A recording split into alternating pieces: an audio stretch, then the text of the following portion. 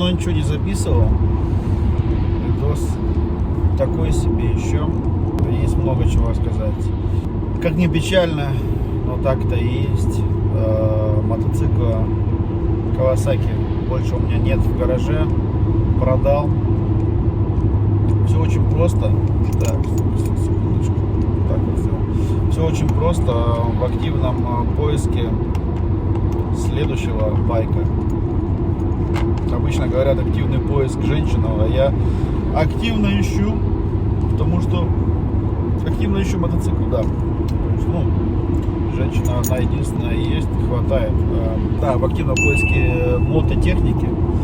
Смотрим, причем варианты не обязательно новые, а именно варианты и поддержанные, то есть которым 5 лет, 6 лет мотоцикл, потому что та категория байков, которую я сейчас для себя открыл, смотрю в эту сторону, которая может больше путешествовать, стоит, соответственно, много дороже. В связи с этим стоит раз, пробеги там большие, но поскольку есть определенные залоги надежности, все-таки не упускаем такой возможности.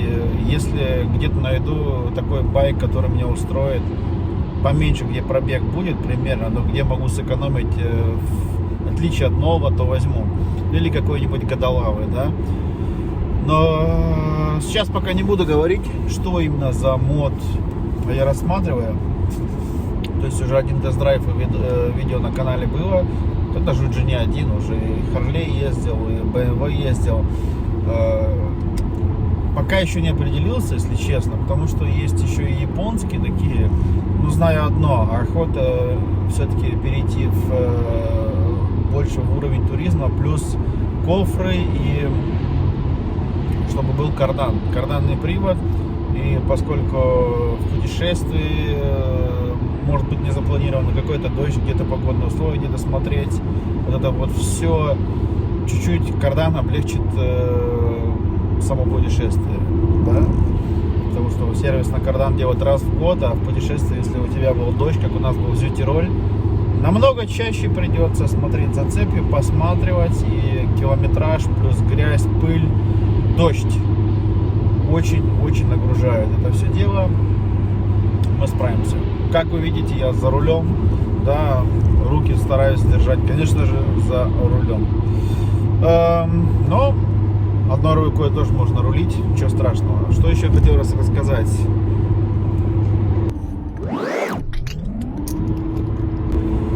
Да, в последние несколько месяцев реально много чего изменилось. Если кто-то может быть очень внимательный человек, то изменился и автомобиль. Да? Про него еще никому ничего не рассказывал, только близких пару людей, комьюнити YouTube, ну и все, конечно же, кто живут в Германии, они уже видели, что произошло. УАЗик, видос. Tucson, ссылочка будет сверху или в описании. Это автомобиля, этого больше нет в наличии у драйвера. Да.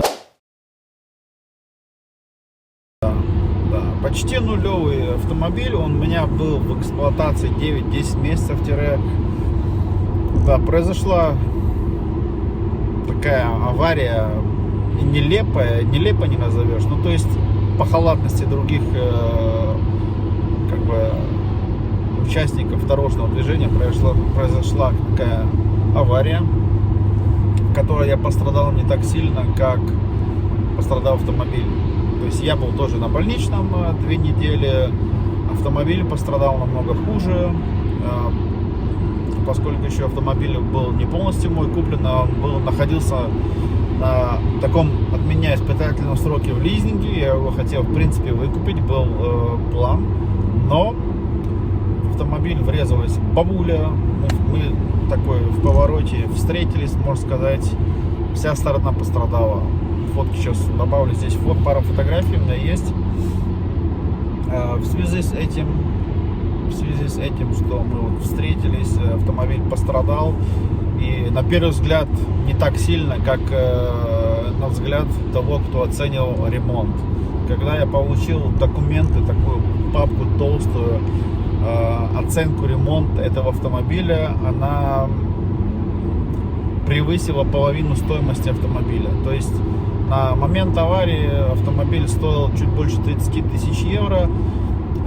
Ремонт, на секундочку, ремонт оценили в 18,5 тысяч евро. Вот такая вот тема произошла. Ну, что поделать? Дело сделано, да, бабка въехала в автомобиль, страховка, все дела. Головные боли меня не покидали, около 2 недель. Было дело. Записываю этот видос намного позже, чтобы уже более спокойнее, трезво на эту ситуацию смотреть, поскольку поначалу мне вообще было не до этого. Больничные, там, таблетки. У меня даже вот тут на шее был этот, как корсет вроде бы называется, если правильно быть. То есть, на первый взгляд, которая авария была, в принципе, пострадал автомобиль, потом начались у меня какие-то осложнения. 3-4 часа после аварии отвезла меня жена в больницу, ну и вот все закрутилось, завертелось. Сейчас я на тот момент, как я вот сейчас записываю видос, то есть я остался без машины, заплатил за нее несколько месяцев в банк, и еще причем в день аварии я заправил полный бак бензина, все ушло. Остался, как говорится, ни кола, ни двора, и без денег, и без автомобиля. Единственное, что вот снял я с учета, юрист уже 2 месяца пытается выбить что-то с той страховки, то есть даже дошло до того, что документы, акты подняли с полицейского участка. У тех полицейских берут как свидетели на день момента аварии. Да. Все завертелось. Страховка, которая от этих людей, которые въехали в мой автомобиль, не хочет категорически отказываться что-то платить. Тем более такие суммы зашли речь. А теперь еще и, поскольку мы в Германии живем, то есть есть у нас такой пунктик Schmerzensgeld, то есть на больничные деньги, поскольку я был 2 недели на больничном, за этот день еще тоже они мне должны будут платить, плюс там неустойка, вот это вот все по остальным пунктам, то, что у меня не было автомобиля, будут выплачивать, и там небольшую сумму от остаточного как бы бонуса авто. То есть по большому счету, слава богу, со здоровьем у меня таких сильных осложнений не осталось, уже как бы вылечился, но сидим пока еще на мели, денег нет, автомобиль на последнее сбережение купил, очень недорогой автомобиль, 19 лет, хотя бы как-то двигаться. Вот такая вот история приключилась с драйвером, как-то вот так. Пару фоток автомобилей будет в этом видео прикреплено, чтобы вы видели, то есть на первый взгляд, что казалось там небольшим ремонтом с поменой пару железяк, выпало в сумму 18,5 тысяч, и это просто дичь какая-то. То есть я не понимал вообще, как такое может быть, но реально машину проверял специалист, то есть сертифицированный специалист по таким делам, по аварийным, все, до каждого болтика, до клепки, до всякой царапинки, все вот это вот считали, ремонтировали. Жесть, просто жесть. Самое удивительное, хотел еще дополнить, пока не забыл, то, что изначально как бы люди все как боятся ремонтировать в специализированных таких помещениях, ну как вот эти веркштаты, то есть именно где вот по контракту машины, да, чтобы было все четко, где-то пытаются сэкономить на ремонте. В этот момент меня это чуть-чуть смутила сумма. Я думал, сумма на механика была завышена. Оказалось, из 18,5 тысяч на ремонт, насчитанных этим специалистом, 14 тысяч евро это были запчасти на автомобиль. Поскольку у меня еще автомобиль был непростой там чуть-чуть, и она реально бабулька так въехала, то что сломала хуже, чем это выглядит на первый взгляд на улице.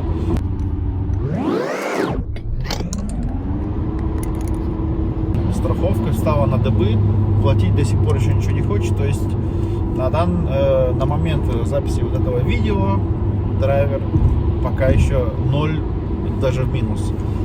Ждем. Когда-нибудь, если не забуду, запишу видос, где уже что-то разрулилось. Но на данный момент вообще непонятно ничего абсолютно. То есть юрист мне прислал уже 5 или 6 писем. Сейчас они добились документов от полиции. Будут разруливать, но пока карты все на нашей стороне, все положительные. То есть проигравшая сторона платит суд и все вот эти остальные счета, которые придут во всем это время процесса. Если бы страховка бы сразу бы согласилась все заплатить, им бы намного было дешевле. Если сейчас мой юрист подаст на них в суд за то, что они не хотят это платить, хотя виновата почтовая полиция, то им будет намного же дороже это все обходиться. Но это уже другой пунктик. Все, кто в Германии живут, они понимают, о чем я. Коротко и ясно во всей этой истории я заплатил несколько месяцев, там страховка. Единственное, что я по налогу не попал. Страхование машины, в банк 2 месяца за машину, это все ушло, и я был 2 месяца все эти без авто.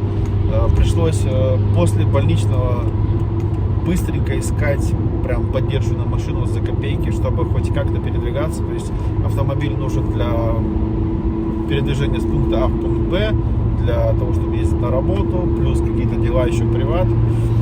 Все вот так вот получилось. Непонятно, интересно и очень, конечно, занимательно, залипательно. Если не забуду, как ситуация разрулится, потом попозже расскажу, запишу. Всем хорошего дня. Продолжение следует. Все, двигаемся дальше. Да, и я еще в поиске нового, другого мотоцикла для туризма. Так что следующие видосики с мотоциклами, надеюсь, уже будут на новом коне.